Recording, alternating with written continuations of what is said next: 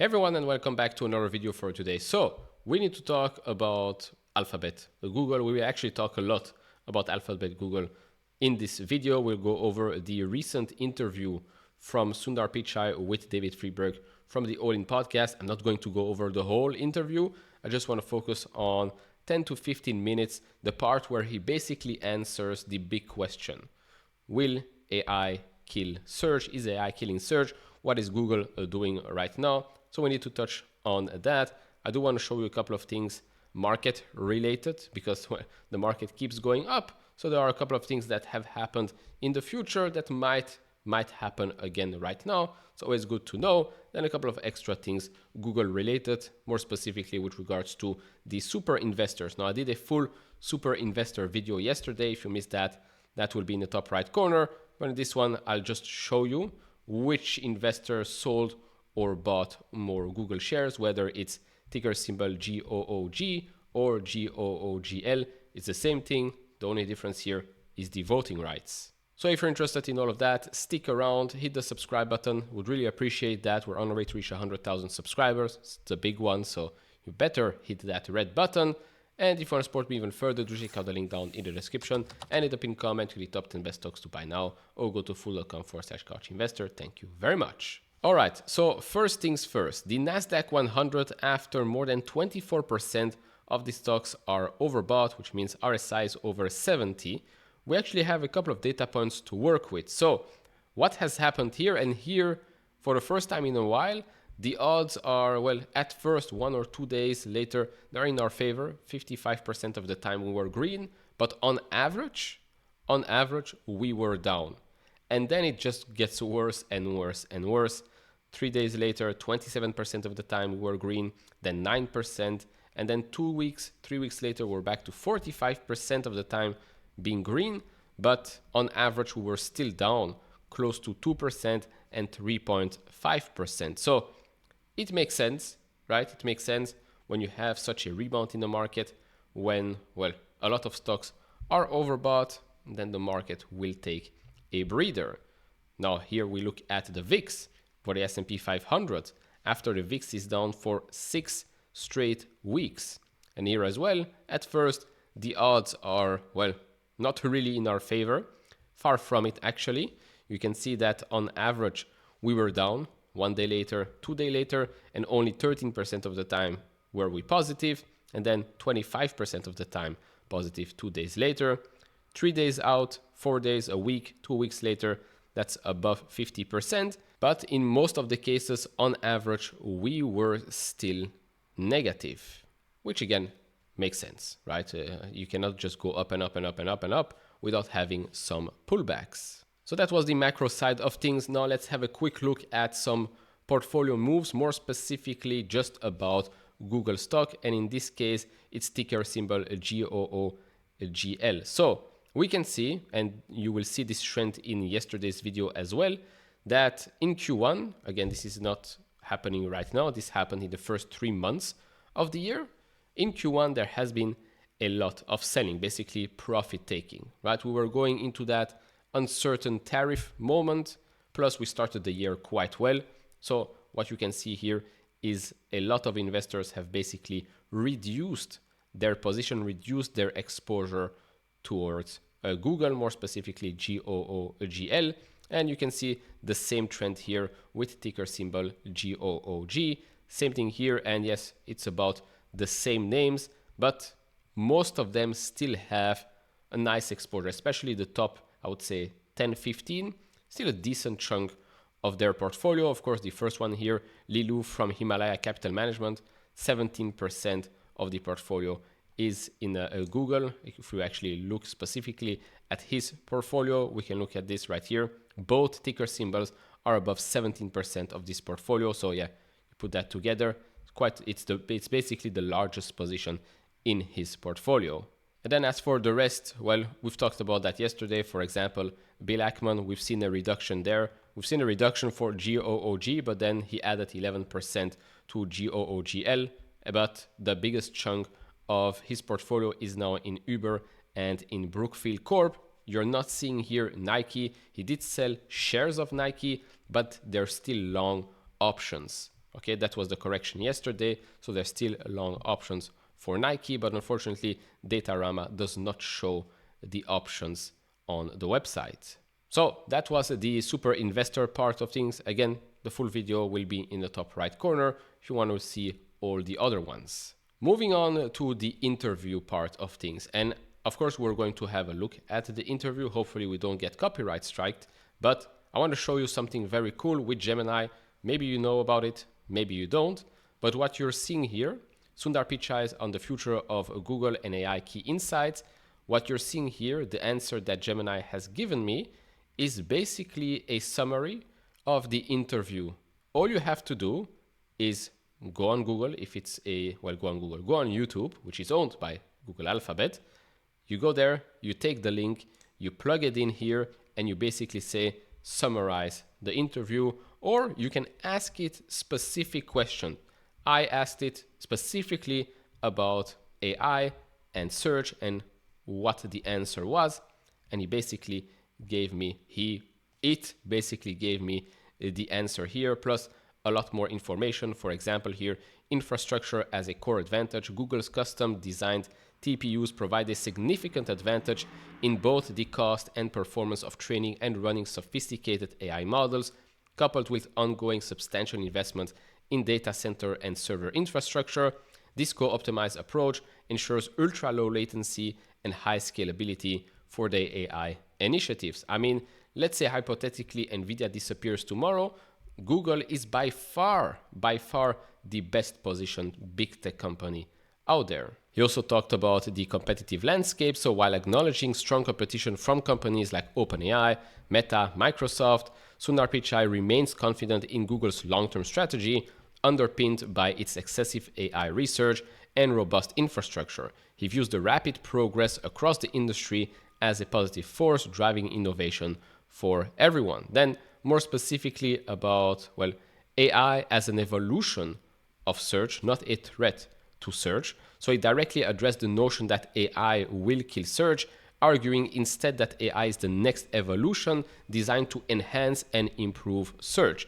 Features like AI overviews and AI mode are already demonstrating increased user engagement and the ability to handle more complex queries. Google has been deeply invested in AI for years, with models like BERT and MUM laying the groundwork for current advancements.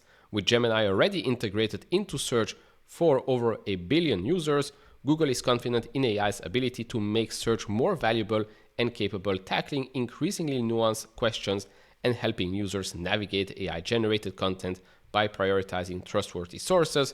Monetization through ads integrated with AI overviews is currently performing on par with traditional search ads, indicating a sustainable path forward. And that last part, is extremely important, especially from a Wall Street point of view. But enough of me talking, let's actually have a listen. You're at a pivotal moment in the company's history today. Have you read The Innovators Dilemma? I'm obviously very, very familiar with the concept. I don't think I've read the book actually, but it's one of those things which is so much in the ether. You think you know it, Right. So. I say it in jest because that's the talk of the town, the talk on Wall Street, the talk in Silicon Valley. Is Google getting disrupted in this moment? AI seems to create a fundamentally different paradigm for human-computer interaction. Mm-hmm. Consumers are asking AI questions through chat interfaces. They're getting complete answers. They're engaging with AI systems in a way that they traditionally didn't do with the classical search interface. Is Google at risk of being truly disrupted from AI? Is the core search business, which the ad revenue in search is about a $200 billion run rate out of $360 billion of your total revenue, most of your profits. And it seems like Google's in a really challenging quandary where if you disrupt yourselves too quickly, all of that revenue can go away. It can be really impactful. So is Google being disrupted by AI at this moment, or is Google leading? Now, before he answers that question, here is basically the Google search and other revenue business. Last quarter, it grew around 10%. It's a over $50 billion business each and every quarter. So it generates over $50 billion in revenue each and every quarter. Of course, you can look at the other businesses, which one of them is Google Cloud, growing, of course, much faster than the search business. Then we've got the other ones, for example, YouTube ads, the Google network, although that part is coming down a bit. So we shouldn't really focus that much on that. But yeah, it's true that right now the largest chunk of revenue is Google search. Then you've got the cloud, you've got YouTube ads. I mean, Google subscription platform devices, all of that is growing also quite rapidly, 19% growth year over year. Then the other bets are, for example, Waymo, which I call it a call option on a business that could be worth hundreds of billions of dollars in the future. I also do think that in the next 10 years, Waymo will just be a separate company, a publicly traded company actually. And you as investors will of course benefit from that. But yeah, looking at operating income for the company, it still is the majority, well, search. And then you've got the cloud business. It's a good framework, good question to talk about. I've definitely, for almost a decade, one of the first things I did was to think of the company as AI first. It was very clear to us. We had Google Brain underway in 2012. We acquired DeepMind in 2014. 2015, when I became the CEO, I said, look, the technology is really evolving.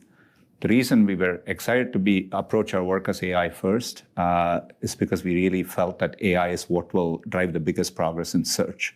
And so, I think even the last couple of years, I viewed this as an extraordinary opportunity for search. I think if you look at how much information means to people, I think each person is going to have access to information in a way they've never had before. So it feels very far from a zero-sum construct to me. And we are seeing it empirically when people are using search. Obviously, there are a couple of major things we have done with search. Transformers drove some of the biggest innovations in search with BERT and MUM, dramatically improved search quality. We launched AI overviews about a year ago. It's now being used by over 1.5 billion users in over 150 countries. It's expanding the types of queries people can type in. And we see it empirically. The nature of queries is expanded. So there are whole new use cases coming into search. We find for queries where we trigger AI overviews, we see query growth. And the growth continues over time. Getting the feedback from AI overviews, we are testing it in labs. There's a whole new dedicated AI experience called AI Mode coming to search. We'll speak about it more at Google I/O. And in AI Mode, you can have a full-on AI experience in search, including follow-on conversational queries. And we're bringing our cutting-edge models there, where the models are actually working to answer your questions, using search as a real native tool, right? And there, the queries, people are typing in queries like literally long paragraphs, right? The average query length is somewhere 2 to 3 times. This is what we see in search as it existed 2 years ago. So we are seeing people respond. Search is always, from the outside, people look at it and say, search kind of looks easy to do. The craft of search is very hard. Over 2 decades, I think, we've had a real North Star of understanding what users want in search. And, you've been here. We are kind of a very metrics-driven company. We kind of know what works. Users are our North Star. And empirically, we see that people are engaging more and using the product more, right? So all that. To your question about Innovators Dilemma, I think the dilemma only exists if you treat it as a dilemma, right? For me, all along in technology, you have these massive periods of innovation and you lean into it as hard as you can. It's the only way to do it. When mobile came, everyone was like, well, it's like you're not going to have the real estate, like how will ads work, all that stuff. Mobile was a transition which ended up working great. I can give great examples, right? Like TikTok has come in. YouTube has thrived since the moment TikTok has come in. Before we continue with that, for those that don't know what are AI overviews, well, if you use Google search, you can basically type in what are AI overviews and Google will tell you exactly what AI overviews are in Google AI overviews. So as you can see, nowhere do you see here the 10 blue links that Brad Gerstner keeps talking about for some strange reason. Same with Gene Munster. No, what you get is this search labs. Okay, it might not be available to everyone, but I assume that, most of my viewers are anyways from the United States, and I think you already have that for quite a while. So you have your search labs, AI overviews. Like he said, 1.5 billion users a month, I believe. Over 150 countries use it. So what do you get? It's basically an answer. And then here, more detailed explanation. So AI overviews in Google search are summaries generated by Gen AI that appear at the top of the search results, providing a quick overview of a topic or query, which basically is this. And yes, on the right, you have some links. And as he said, this of course transforms the way you use traditional search. Previously, you search for something, then you started clicking links and it's over. Or you were just looking for something else. Now what they're seeing is that, well, the search journey just is longer. The queries are longer as well. They can monetize it the same way they monetized it previously.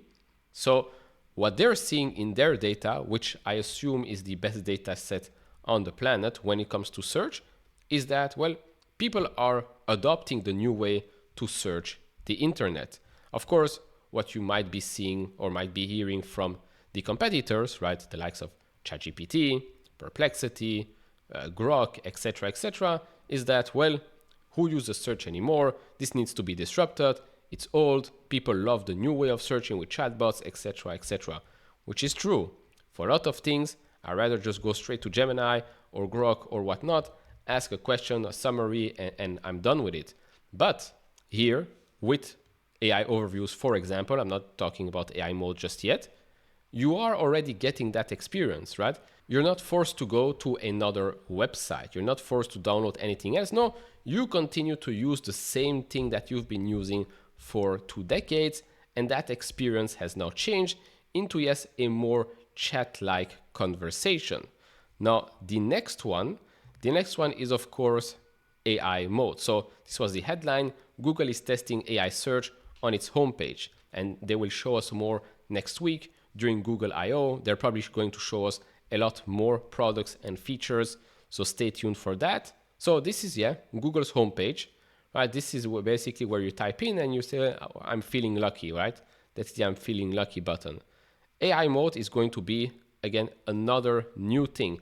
And the whole point, in my opinion, is to make sure that those that still use Google search, which still is billions of people on the planet, do not have an incentive to try something else. I've said this in the past as well. If Google, for example, can make sure that we can continue to use Google search, but Google search experience is much better, right? You ask a question, you already have your summary at the top, which means you don't have to start searching for other things, clicking thousands of links or whatnot. No, you write, you get the answer, and if you want, you can continue the conversation, but at least you don't have to go to a website first, to ChatGPT or whatnot, and then start the search journey. No, if you use Chrome, you can directly type in and then you start your usual journey, but at least it's an enhanced one. It's an AI-powered one. I am still a bit, baffled that Google Chrome as a whole did not transform already to a pure AI-powered, agent-like browser. A bit like what Perplexity wants to do with Comet, which, by the way, is built on Chromium, which is owned by Google. And now let's go back to the conversation where they talked a little bit more about, YouTube, and especially YouTube's rise after the release or after the huge rise in popularity of TikTok, and it's going to talk about YouTube Shorts, etc., etc. Right, and it was a whole new format. We did Shorts when we launched Shorts. Shorts absolutely didn't monetize anywhere near long form, but we just leaned into the user experience, and over time, and we figured out monetization to follow. So, to me, you don't think about it as a dilemma, because users, you have to innovate to stay ahead, and you kind of lean in that direction. It's like one of the original principles of Google, follow the user, all else will follow. Yeah, there you go. And I think the Google is dead disruptor narrative has, as you point out, been kind of repeated a number of times. Today, people are pointing specifically, and I appreciate your points about there's new search experiences coming. The search experience, it sounds like, is going to evolve. Oh, yeah.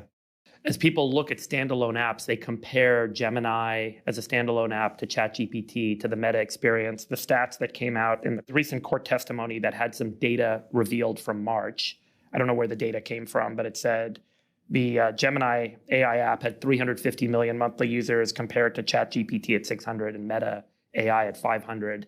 Is that the wrong way to think about it, that the Gemini standalone app isn't the future or the AI bet that Google's making? But it sounds like there's going to be much more of a kind of timed out integration into how the search experience evolves. And what happens to Gemini? In search, maybe the most widely used Gen AI product today might be search with AI overviews, right? People are using it intensely. Obviously, we have a standalone Gemini app. I think we are making progress there, particularly with the introduction of Gemini 2.5 Pro. We have seen a real uptick in engagement and usage growth in the product. We have a lot more to come. Just in the last few weeks, we have shipped deep research, an updated canvas, audio overviews. You can now go and do video generation with VO2 straight in the Gemini app. On Android phones with Gemini Live, you can screen share. It can talk to what's on your screen.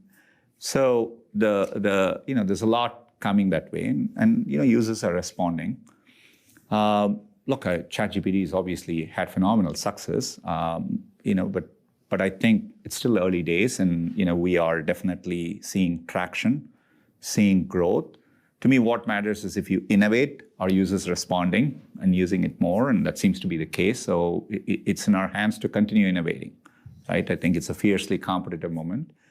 But I would say across our products, people are coming and using and consuming information across search, using the Gemini model increasingly in YouTube, in the Gemini app, and so on. So I think it's a much broader view we have. I really like the second part of this answer because it really shows how big of a game we're talking about here.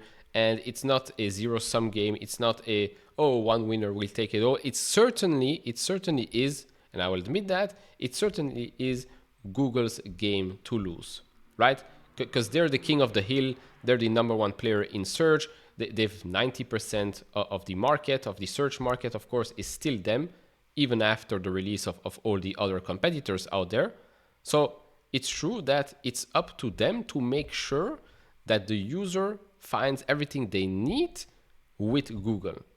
The moment, I'll give another example. I've said this in the past with Adobe as well. You have the Adobe ecosystem, right? There's everything you need to have if you're a creator. The moment one of those creators starts to look outside of the Adobe ecosystem for some creative stuff, creative features, programs, whatever, that's when Adobe starts to lose. But as long as Adobe releases products and features fast enough to make sure that it is on par with their competitors or even better, there's no reason for anyone to leave the Adobe ecosystem. Same here with Google. Every time we see ChatGPT release something else or Perplexity release something else, as long as Google has the same thing or catches up fast enough, or maybe even releases these things before the rest, there will be no reason for a user to start downloading other apps, although most of the people already have those apps on the phone or are naturally going on Google and look for ChatGPT, but there will be less of a reason for us to switch from the traditional Google search or Gemini right now to a ChatGPT or a Perplexity. Last quarter, for example, they told us the following, right? First of all, on average, AI mode queries are twice as long as traditional search queries. Circle to Search is now available on more than 250 million devices, with usage increasing nearly 40% last quarter, and monthly visual searches with Lens have increased by 5 billion since October. So clearly people are adopting the new features and products that Google is launching. Clearly there is some traction, for Google, for all of their AI products, again, because they have that ecosystem, they have the apps, they have the products. Of course, you might be in the camp of they're not doing enough, right? Why don't I have a Gemini feature on YouTube, right? When you're watching this video, you should have Gemini pop up and you could ask questions about every single video because it can go through all of the transcripts. So why not, right? Same with Gmail, same with Workspace. Gemini should be integrated or should have been integrated already in those products, in the products that, let's say, do not cannibalize traditional search. Then you can start integrating, of course, heavily into search, which is what they're already doing right now with AI overviews and, well, upcoming AI mode as well. So here again, I'd say he's debunking this myth that, well, search is dying. Now, I've shown you in the past more data here as well. Let me maybe remove my face or pull me up here. Global Google daily active users have gone up in the past, well, quarters. And if we look at the last 2 months, April and March, that has increased by 13% year over year in each of those months. Specifically looking at the United States, Google mobile daily active users have increased 7% year over year and up 2% month over month to 52 million mobile daily active users. So there is definitely solid momentum with Google's search, with Google's business, despite everything that you might be hearing on social media or from, of course, their main competitors. If I were to think about the unit economics of Google's business, there's a cost to serve a search query, and there's revenue per search query, ad revenue per search query. How is that number changing, or how will that change in this kind of evolution in search towards more of an AI interface? Because I've got to assume that to serve an AI-driven query is much more expensive than to serve a search query. Look, this is something I think people are really worried about 2 years ago, but I've always felt to the extent that something is about the cost of serving it, Google with its infrastructure, I'd wager on that, right? And on our chances to do that better than pretty much anyone else. And we have actually seen for a given query, the cost to serve that query has fallen dramatically in an 18-month time frame. What is probably more of a constraint is latency, I would say. So it's less the cost per query. I think our ability to serve the experience at the right latency, search has been near instant. So how do you think about that frontier has been more of a question. The cost per query is not what I think will end up. I think we'll be able to. We've done the transition well. That's not a primary driver of how it'll impact things. Yeah. That's interesting because I do remember when, ChatGPT and then maybe Bard came out, there was a lot of talk, and I think Altimeter Capital did release a presentation where they showed the traditional cost to serve search query versus the AI one. And of course, the AI one was way more expensive. But then as we advanced or progressed, we've seen the projections actually come down quite drastically where, the cost to serve those queries become meaningless, right? It's not part of the conversation anymore. What he's saying here, what's really part of the conversation is, with search right now, you go on Google search, you type something, and in a fraction of a second, you already get all of your links and your answers and your pictures and what's not. That's what they want to do with the rest, right? With AI overviews or with Gemini, with chatbots, right? Because right now, what you're seeing, especially also with reasoning models, is it needs time to think. It needs time to go over a couple of websites and maybe folders or whatnot, and then it provides you with the answer. And it's basically a latency issue as he describes it. And that's going to be, I guess, what's going to improve quite a lot in the future. Now, as we've said, Google's advantage, their own TPUs and all of that, they have a cost advantage over everyone else. That's for sure. I would assume that all the other, let's say, AI startups are still losing a lot of money. Google still has that cash cow, so they are, let's say, more relaxed. But still, the kingdom is, I would say, under attack. But it's quite clear to me, of course, I'm biased because I am heavily invested in Google Alphabet, but the data doesn't lie just yet.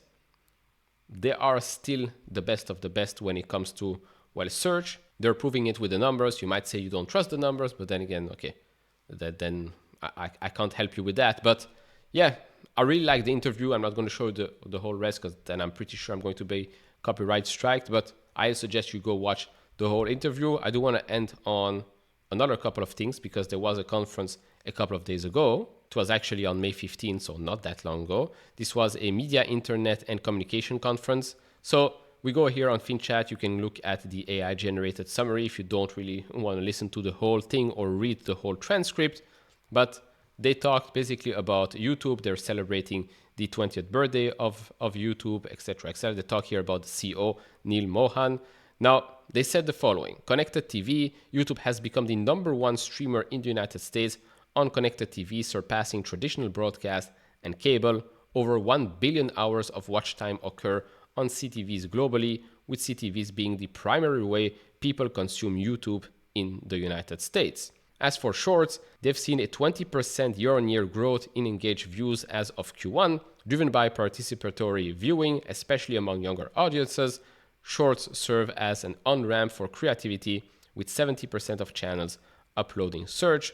As for podcasts, YouTube has over 1 billion users consuming podcasts monthly, driven by the preference for watching podcasts and the platform's discovery capabilities. But of course, that didn't stop Shopify from growing and going up and to the right. So a lot of interesting here comments. YouTube ad revenue grew 10% year over year. As we've seen before, demand for Gen campaigns have seen a 26% improvement in cost per dollar year on year. Shorts monetization is improving.